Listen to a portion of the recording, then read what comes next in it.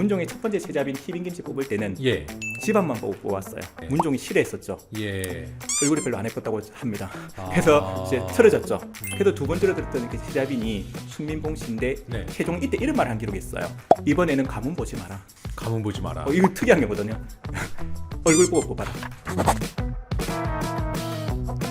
결혼 준비를 하는 커플들을 보면 예전이나 지금이나 비슷한 고민들을 하시는 것 같아요. 조건은 어디까지 봐야 될지, 내가 시댁에 어떻게 가야 될지, 뭐를 더 잘해야 될지, 이런 고민들은 하루 이틀 사이에 생긴 건 아니라고 보여집니다. 100년 전, 500년 전에도 있었을 것 같은데, 그러면 이런 문제의 시작과 해결에 대한 답이 역사 속에 있을지, 오늘 역사 속 사랑과 결혼 이야기를 함께 얘기 나눌 분은 유튜브와 강의를 통해서 역사를 우리 일상과 연결시켜주는 우리 강재민 강사님 모셨습니다. 안녕하세요. 네, 반갑습니다. 네, 잠깐 소개 좀 부탁드리겠습니다.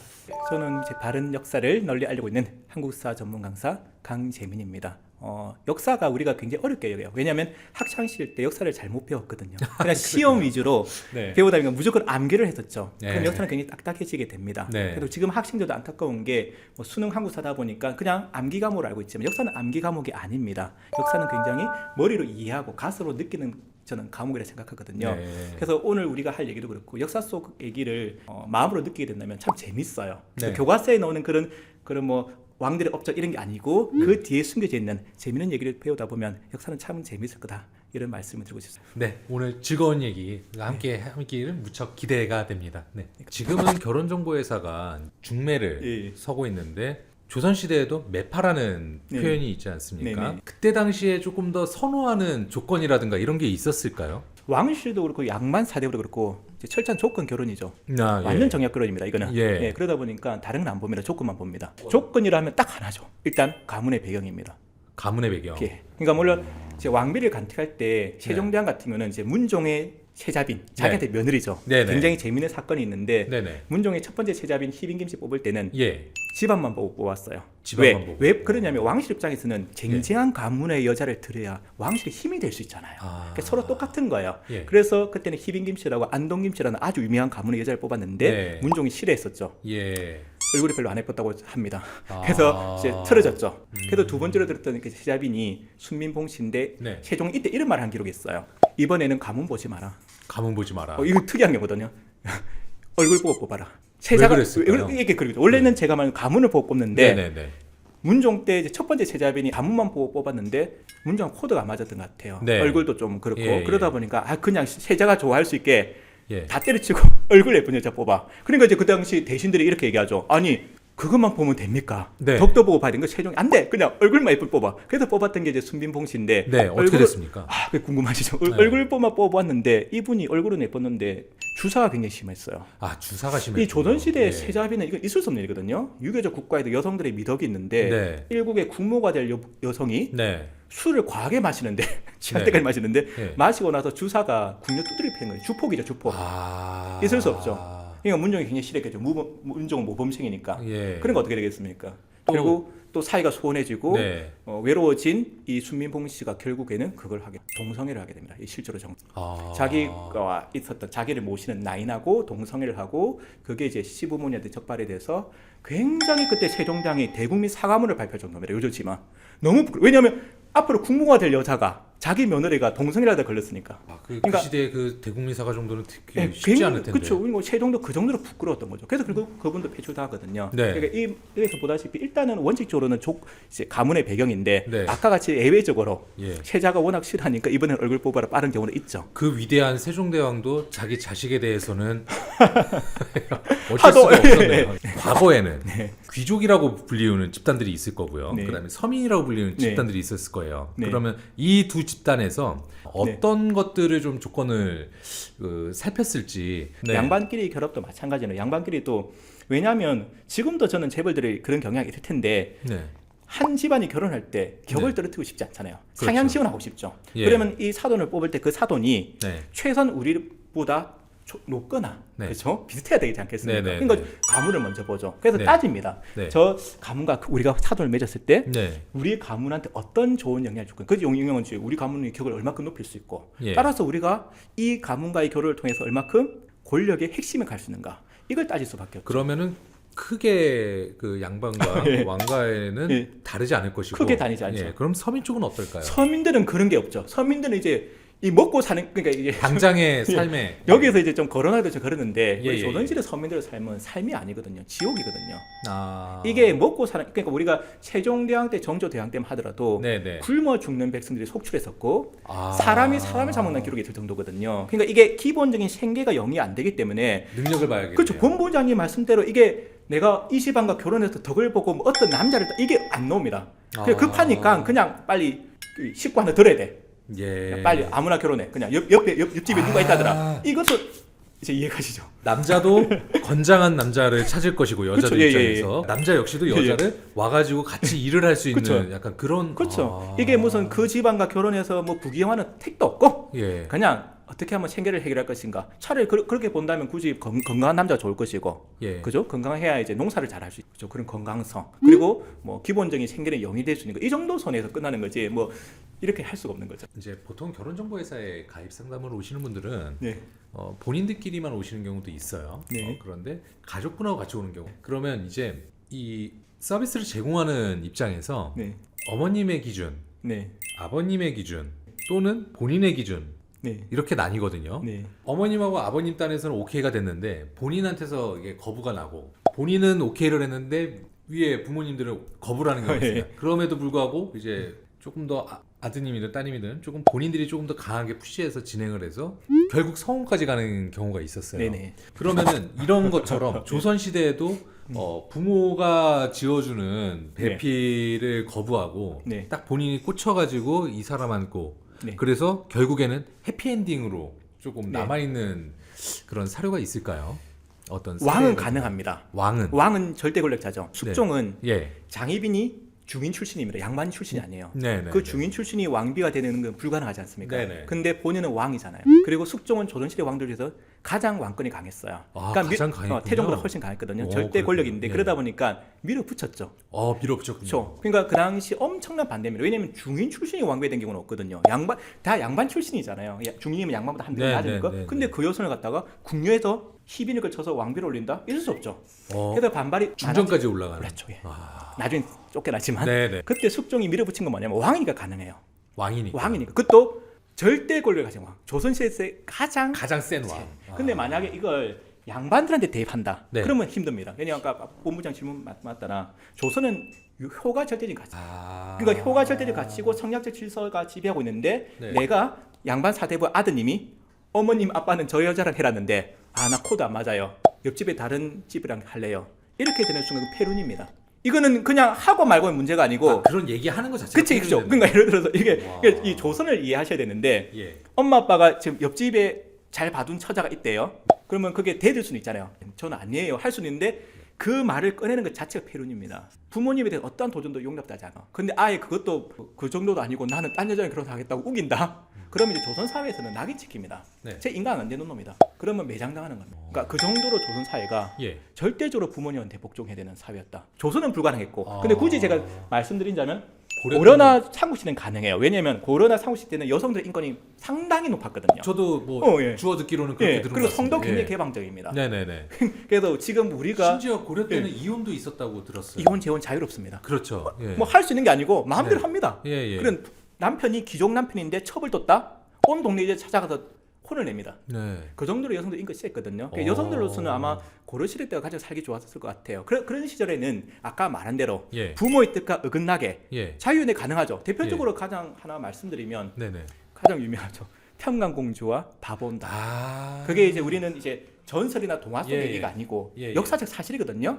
삼국사기 온달 열전에 보면 실제로 나오는 정사입니다. 그게. 저는 그거 동화책으로만 봤지 한국사 강사님 앞에서 강사님께서 말씀해 주실 줄은 상상도 못했어요. 그게 삼국사기에 삼국사기요. 예, 예. 정확히 거기는 정사만 칠잖아요. 김유식이. 네, 거기에 네, 네. 보면 삼국시대 때 훌륭한 인물들의 이야기는 열전으로 따로 묻거든요. 네, 그래서 네, 우리가 네. 뭐 열전에 들어간 대표적인 사람이 김유식, 그렇죠. 을지문덕. 예. 그게 온달도 들어가 있어요. 오. 그럼 이 사람이 바보가 아니라는 뜻이겠죠. 네. 그 온달 열전에 보면 아까 말씀드린 얘기가 자세히 나오는데 평강공주의 아버지가 평강왕이거든요. 예, 예. 그래서 이제 이름이 평강은 아니고 예, 아빠 예, 이름 따서 평강공주인데 예. 거두절미하고 너무 기니까 네. 어쨌든가 아빠는 반대야. 저 바본들과 결혼을. 근데 그렇죠. 근데 정사에 보면 평강공주는 무조건 저 바보랑 결혼하겠대요. 아빠가 이러거든요. 너 내 딸 아니다. 저 나갈게요. 가출할게요. 이러더니 와. 실제로 가출합니다. 그리고 몸에 몸에다 조선시대였으면 완전 폐륜으로 그거는 아주 그냥. 폐륜을 넘어서서 가출한다 공주가 예. 유배갈 수도 있습니다. 사형 내릴 수도 있어요. 공주를 할지라도 공주를 해도 사형 내립니다. 그러면 와. 가출해요. 예. 옷에다가 황금 한 무더기 들고 먹고를 살아야 되니까. 그래갖고 온달 찾아가서 이제 결혼을 하는데 네. 온달이 우리가 바보 온달 알지만 머리가 나빠서 바보가 아니고 네. 기록에 이렇게 나옵니다. 사람이 착하고 맑아서 바보로 불렸던 거예요. 무슨 무사제 순수하니까 바보로 불렸던 거고 그 진가를 알아본 평강공주가 잘 옥을 다듬었던 거죠. 네. 술을 시켜 단련시켜서 결국 고구를 나중에 구하는 최고의 최고 명장이자 예, 국민적 장군이죠. 영웅으로 만들죠. 예, 그래서 예. 나중에는 장인은 인정받잖아요. 평광이라거든요.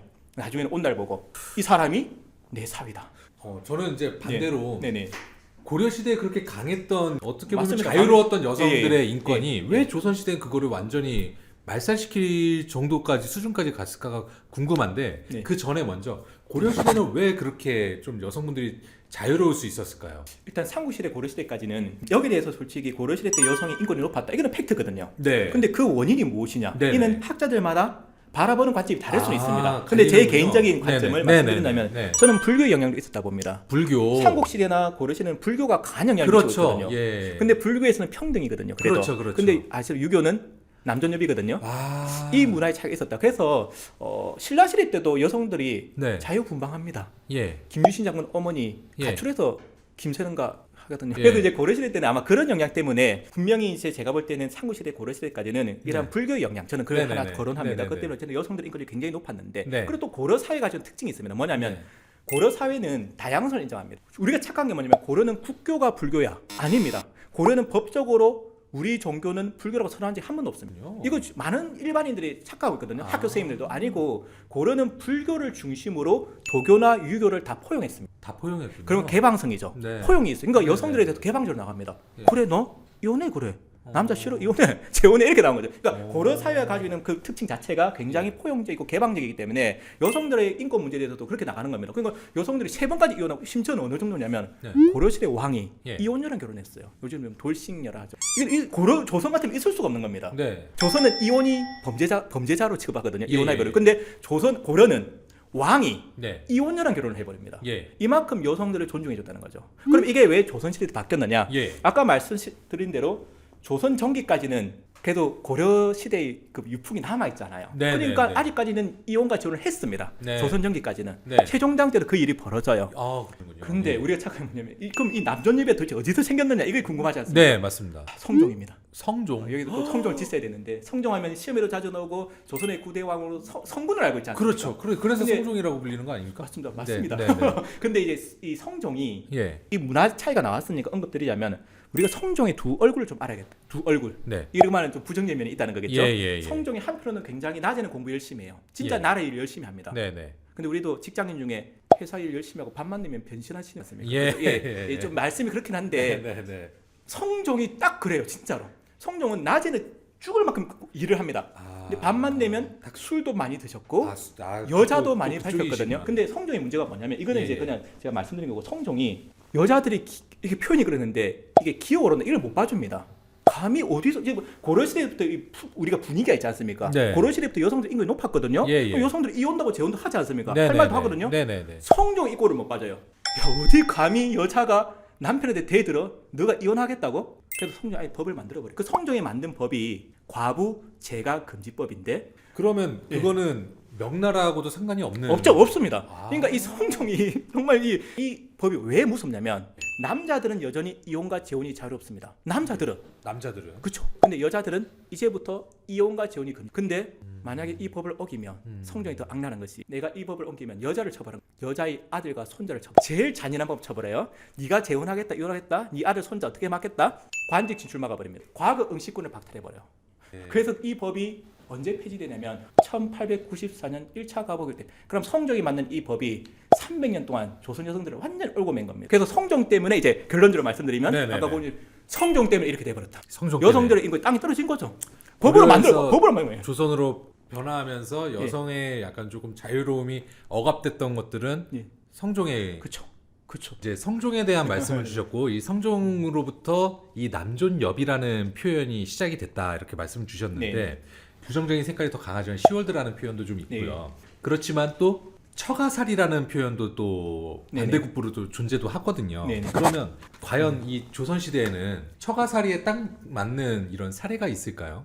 일단 이제 시월드와 관련해서 네. 이제 대표적인 고부 갈등 예의 하나와 네. 아까 말한 처가살이 쪽 네. 예를 하나씩 들어주면 될 것 같아요. 아, 예. 예, 두 가지를 비교해서 보면 될 것 같은데 첫째로 가장 유명한 고부 갈등 일단 있습니다. 드라마 소재로도 자주 나오는 인수대비와 인수대비와 패비윤 씨의 고부 갈등이거든요. 그렇죠. 인수대비는 아까 네. 말씀드린 조선의 제9대 왕 성종의 어머니가 되시고 네. 그다음에 이 패비윤 씨는 그 성종의 부인이자 네. 희대의 폭군 연산군의 어머니입니다. 이제 성종의 적장자가 연산군이지 않습니까? 예. 첫째를 낳아줬어. 예. 근데 그럼 여자는 이제 산후우울증 왔거든요. 예. 그 성격이 예민해져 있는데 성종 아까 여자 좋아한댔잖아요. 지금 부인이 산후우울증으로 힘들어하는데 네. 새로운 부인과 계속 놀아나요. 그래서 이제 이게 부부싸움이 됩니다. 근데 우리가 10월드 얘기가 나왔지만 시어머니는 예전에는 무조건 아들 편이잖아요. 예전에는 예. 맞죠? 예. 인수대 볼 때 어떻게 나오고 있습니까? 감히 네가 시기 질투를 해? 오. 내 아들도 대대로 왕인데 쫓아냅니다. 퇴출시킵니다. 네. 그러다 나중에 사형이라서 죽여버리거든요. 예. 그래서 그게 이제 패비윤 씨 사사 사건이라 하게 되고 네. 이게 나중에 조선 왕실은 피바람을 가져오지 피바람을 않습니까? 가져오죠. 이런 이제 네. 예도 있었다. 네. 그래서 네. 네. 여성들 굉장히 힘들었죠. 네. 시기 네. 질투도 할 수 없는 상황이었고 네네네. 그러니까 여성들은 저는 지금 이 시점에서 말씀드리면 조선시대 여성들은 같은 남자로 너무 죄송해요. 제가 대신 사죄를 판이다. 너무 비극적이고 불행한 삶을 살았다. 그런 말씀을 드리고 싶고 반면에 네. 이제 처가 사례도 있죠. 네. 그 대표적인 사례로 말씀드리면 예예. 부마라는 게 있지 않습니까? 그렇죠. 부마는 공주의 남자. 그쵸. 예. 왕의 사이입니다. 이 예. 부마라는 용어가 어디서 나왔냐면 중국의 황제가 황제가 타는 수레를 부거랍니다. 예. 근데 그 부거를 꺼는 말이 있어요. 그쵸? 그걸 부마랍니다. 그걸 부마라 그래요. 네. 근데 이 부마를 관리하는 관직이 네. 아무한테는 맡기면 안 되잖아요. 네네. 그게 부마도입니다. 원래 관직 이름이 정식으로는. 아. 그래서 이게 워낙 그 힘이 대단해서 거의 재상에 버금가는 힘을 가지고 있거든요. 네. 그럼 아무한테는 안 맡기겠죠. 예. 황제가 누구한테 맡겼냐? 자기 사위한테 맡겼어요. 예. 그래서 이때부터 황제의 사위를 부마라고 한 겁니다. 정말 온갖 부귀영화를 다 틀어졌던 남자를 한 명 소개할 텐데 네. 이름이 홍주원이거든요. 네. 홍주원. 어느 시대입니까? 조선 후기 인조 때입니다. 인조 때군요. 예. 근데 이 사람이 누구 남편이냐면 정명공주 남편이요. 근데 예. 정명공주도 생소한데 그나마 네네. 좀 이분은 알려진 게 네. 이분이 선조, 우리가 싫어하는 선조 하나밖에 없는 딸입니다. 조선 후기 때 그 영조 때 암행어사로 유명한 박문수가 네. 영주한테 올린 장계 보면 한참 뒤인데도 정명공주의 땅이 나와 있거든요. 재산 규모가 이렇게 나와 있어요. 경상도에 있는 정명공주의 땅이 8,076결입니다. 이렇게 얘기하거든요. 8,076결인데 보통 한 결을 우리가 3,000평으로 쳐요. 그러면 이 8,076결을 계산하면 어느 정도냐면 여의도 20배가 넘거든요. 경상도에 있는 땅만. 그러면 이제 조선 팔도를 하게 되면 정명공주가 가지고 있던 재산은 지금 우리나라 최고가 보면 삼성전자 이재용 회장님이잖아요. 그보다 더 많았을 거라 추정할 수 있는 거죠.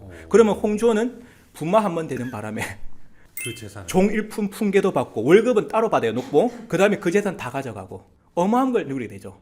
그러니까 집안이 원래 명문가지 않습니까? 원래 명문가지만 정명공주와 결혼하면서 그 집안이 풍산 홍씨가 최고의 부귀영화를 다 누리게 되는 거죠.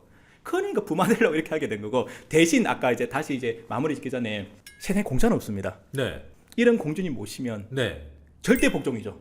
이제 역전된 거예요. 이때는 가불강 역전됩니다. 보통은 여자들이 시부모한테 절대 복종이잖아요. 남편한테. 네. 근데 부마는 공주한테 절대 복종해야 됩니다. 이제 그러면은 뭐 눈치를 보는 거죠. 3첩, 4첩 이런 거는 전혀 없는. 원래 남편들은 이제 처가의 눈치를 별로 안 보신다고 생각하시면 돼요. 네네. 근데 지금 같은 경우는 공주의 남편이지 않습니까? 네네네. 그렇기 때문에 자기 부인이 고귀하는 왕녀님이고 장인이 누굽니까? 국왕이죠. 예. 이게 말 한마디가 조심스러운 거예요. 네네. 그러니까 부마가 진짜 이 말 한마디 잘못하고 언행을 잘못했을 때 어떤 일이 벌어지느냐. 집안이 날아가는. 집안이 날아가죠. 네. 결혼은 네. 사랑이다. 결혼은 계약이다.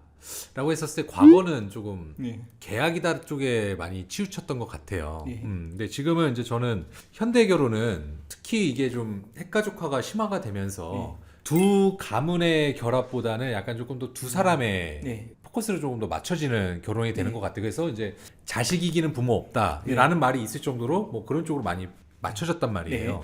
그러면 역사적으로 보면 결혼을 사랑, 계약으로 볼 때 어떤 결론을 우리 강재민 강사님은 내실 수 있을 것 같으세요? 저는 이제 제가 봤을 때는 두 가지 다 맞는 말 같아요. 네. 논쟁의 의미가 없다. 네. 왜냐하면 예전에는 철저한 조건 결혼이었죠. 네. 양반 사대부 입장에서 봤을 때 뭐 가문의 배경, 뭐 덕도 보고 했지만 그 지금은 아까 본부장님 말씀하신 대로 남녀간의 사랑, 자유연애가 대세인 시절이지 않습니까? 네네네. 그래서 그렇게 본다면 지금은 남녀간의 사랑이 우선인 건 맞아요. 네. 하지만 사랑이 모든 것을 해결해 주진 않거든요. 연애할 때는 사랑만 가지고 살 수 있지만 네네. 결혼하게 되면 저도 결혼을 했거든요. 네네네. 냉정한 현실이 기다리고 있습니다. 아, 냉정한 현실 그쵸. 기다리고 있죠. 예. 행복한 결혼 생활을 위해서 예. 그리고 결혼의 실패를 줄이기 위해서는 네. 기본적인 조건 검증을 해야 된다. 기본적인 조건. 그렇죠. 시부모님이 어떤 일을 하시고 네네. 남편이 뭐 어떤 일하고 비전이 봐야죠. 네네네. 남편이 뭐 가능성이 있는지 네네네. 그걸 보고 우리 가정을 일궈낼 그런 능력이 있는지를 봐야 된다. 그렇게 본다면 네. 한마디로 뭐 사랑은 결혼이다 또는 사랑은 계약이다 이렇게